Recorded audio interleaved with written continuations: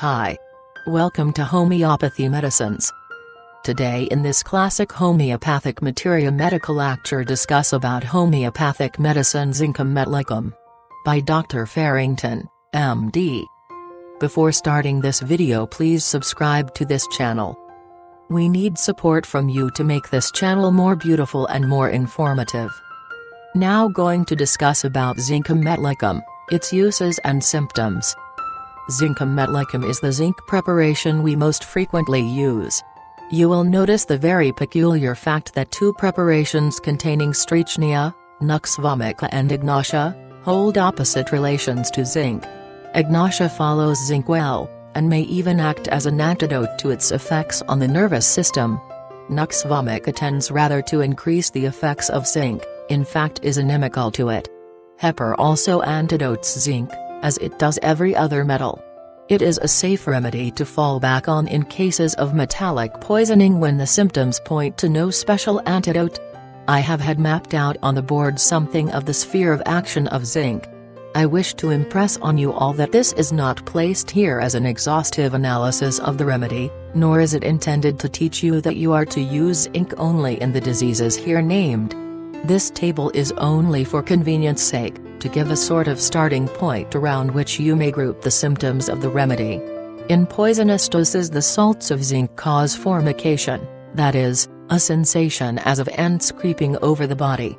This creeping or tingling is relieved by rubbing or by pressure. There is even a tremulous vibration all through the body. This is experienced by the patient, and is noticed, too, by the observer. Later, there appear fainting spells, with a great deal of numbness and deathly nausea. As soon as water touches the stomach, it is vomited.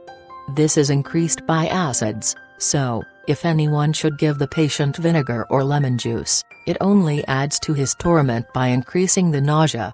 With all this, there is vertigo. The head reels, the eyes feel as if they were being drawn together, and there is hard heavy pressure at the root of the nose. These symptoms are followed by convulsions and stupor, and finally, if the poison cannot be antidoted, by death. I would warn you, too, if you meet with such a case of poisoning, do not give wine or other stimulants, for every symptom of zinc from head to foot is made worse by wine. Other remedies having aggravation from drinking wine are rhododendron, glenoin, nux vomica, selenium, ledum, fluoric acid, antimonium cridum and pulsatilla. Glenoin has congestive headache, made worse by wine. Ledum is indicated in drawing pains in the joints, made worse by drinking wine. Fluoric acid has aggravation from red wines. Antimonium cridum is suited to the bad effects of rannish sour wines. Workers in zinc, after 10 or 12 years exposure, suffer from the following symptoms: pains in the back, sensitiveness of the soles of the feet, formication, numbness and coldness of the legs, sensation as of a band around the abdomen, cramps and twitching of the muscles. Reflex excitability is increased so that irritation in one part of the body will produce violent jerking in another. Muscular sensibility is lessened, hence the patient staggers when his eyes are closed, or when he is in the dark. There are muscular tremors which almost simulate those of shaking palsy. Still later, the gait becomes stiff, motions are spasmodic. From involvement of the sympathetic nervous system there are anemia and progressive and general emaciation. In studying zinc as a remedy, we are to remember, then, that it is a medicine which acts prominently on the nervous system. This influence, which it has on the nervous tissue, is one rather of depression than stimulation. It weakens the cerebrospinal nerves, and also those of the sympathetic, or ganglionic nerves more accurately called. It is, therefore, to be used in those diseases in which there is weakness of the nervous system. One very useful condition in which we may employ this drug comes under the second heading, undeveloped disease from enervation.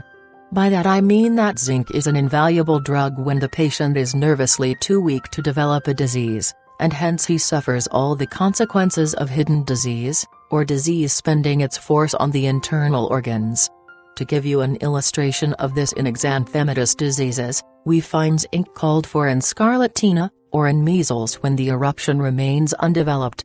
As a result of the non-development of the disease, the brain suffers, as we shall see presently. Now, as another evidence of this nervous condition of non-reaction, we find pains in the ovaries which are relieved during the menstrual flow. Occasionally you will find zincum indicated in catarrhal asthma. This asthma is accompanied by great constriction of the chest, cadmium sulf, cauliflower, and cactus G, and is relieved as soon as the patient can expectorate. So, too, in the male organs there is a local irritation which may be the result of spinal irritation, or self-abuse. This irritation is relieved by a seminal discharge.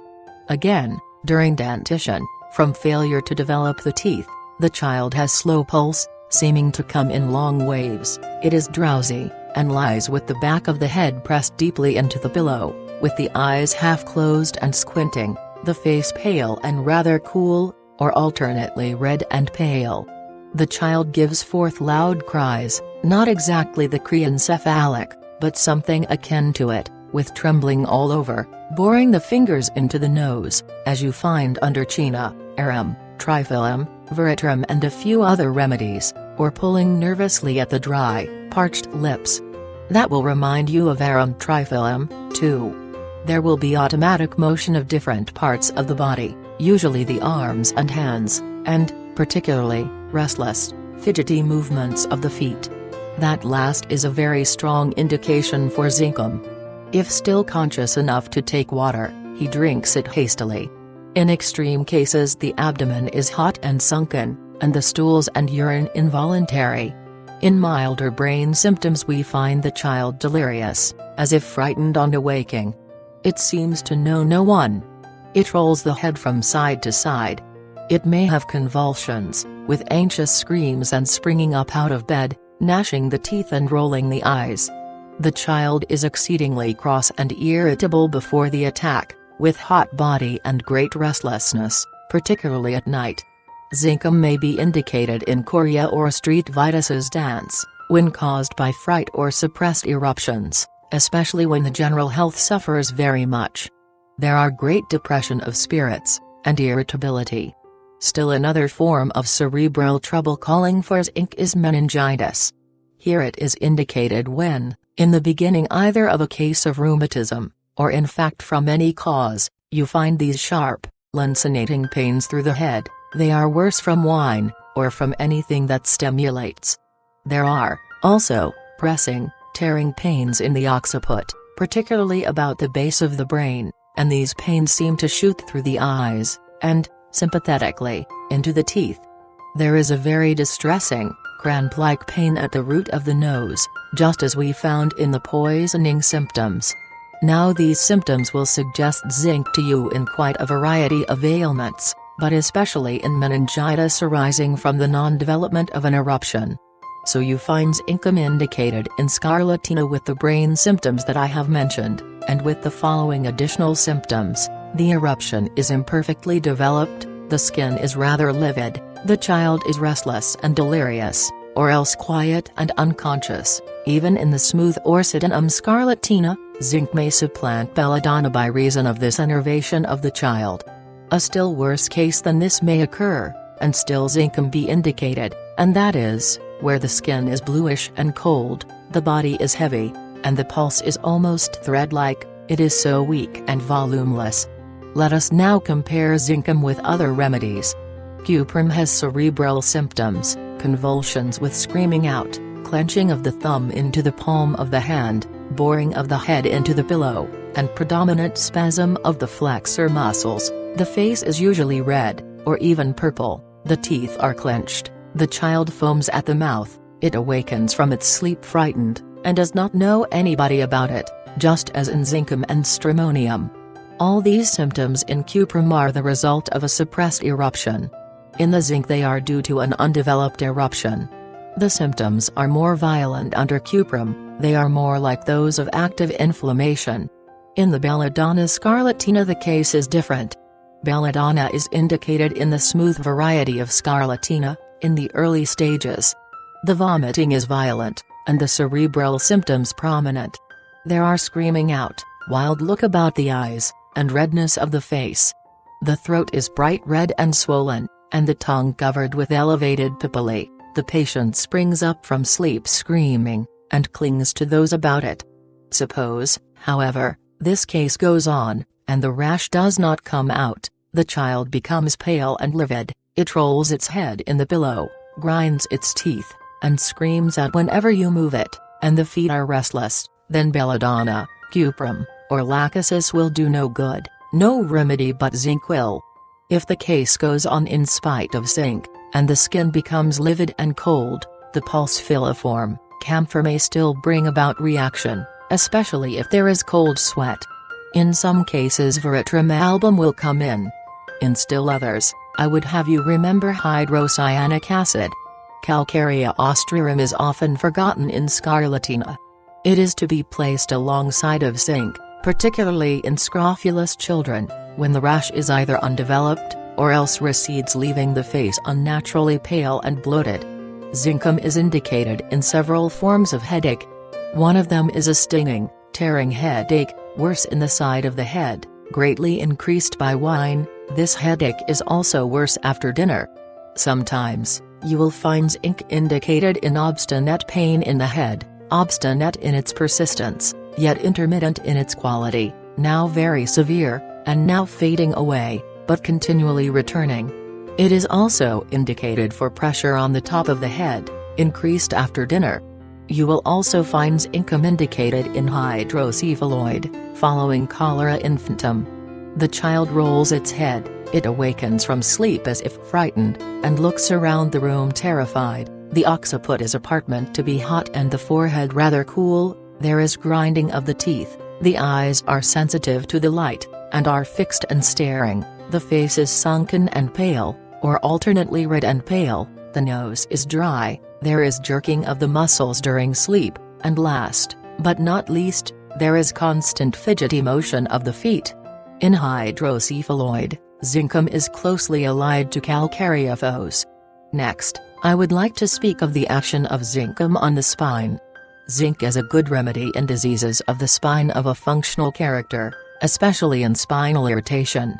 The symptoms which call for it are these: first and foremost, dull, aching pain about the last dorsal or first lumbar vertebra, and this is worse when the patient is sitting than it is when he walks.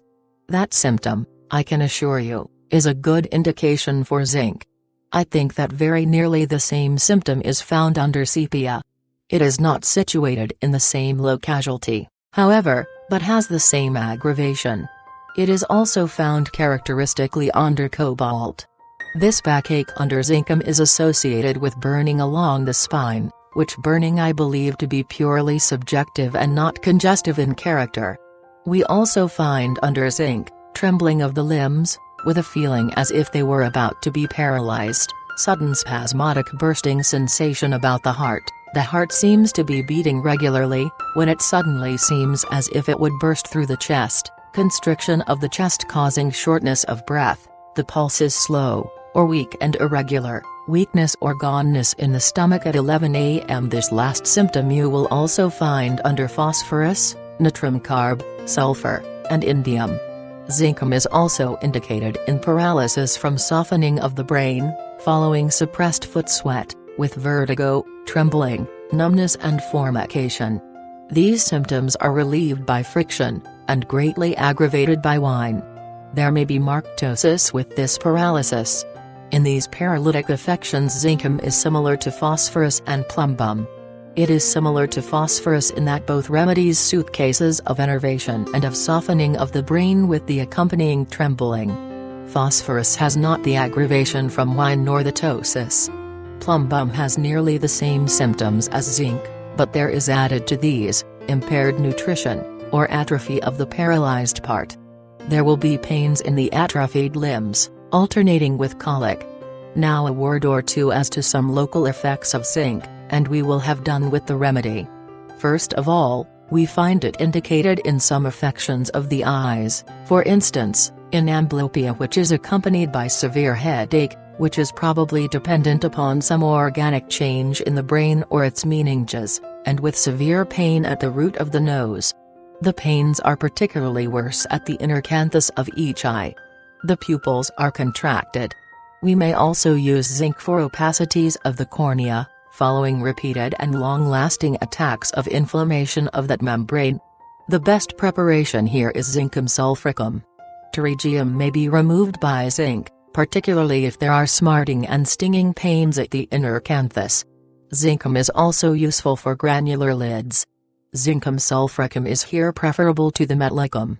It is also indicated in prosopalgia when the pains are severe and are accompanied by blueness of the eyelids.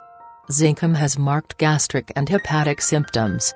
It produces bitter taste, which is referred by the patient to the fauces. As soon as a spoonful of water reaches the stomach, it is ejected. Heartburn is present, and this is increased by wine and also during pregnancy. When occurring during pregnancy, it is apparent to be accompanied by varicose veins of the legs. Hunger is particularly manifested towards noon. Zincum also affects the liver.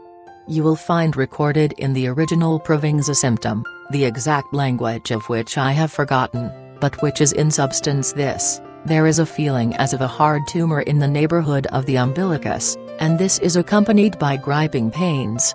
This symptom has led to the use of the drug in enlargement of the liver. Zincum affects the abdomen something like plumbum, producing griping pains about the navel, with most obstinate constipation.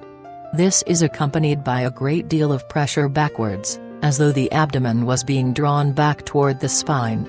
Now, in almost all cases in which Zincum is useful, you will find that the predominant pressure is on the sides of the abdomen, so it must affect principally the ascending and the descending colon. The urine often contains blood. It is sometimes turbid and loam-colored, and has a yellowish sediment.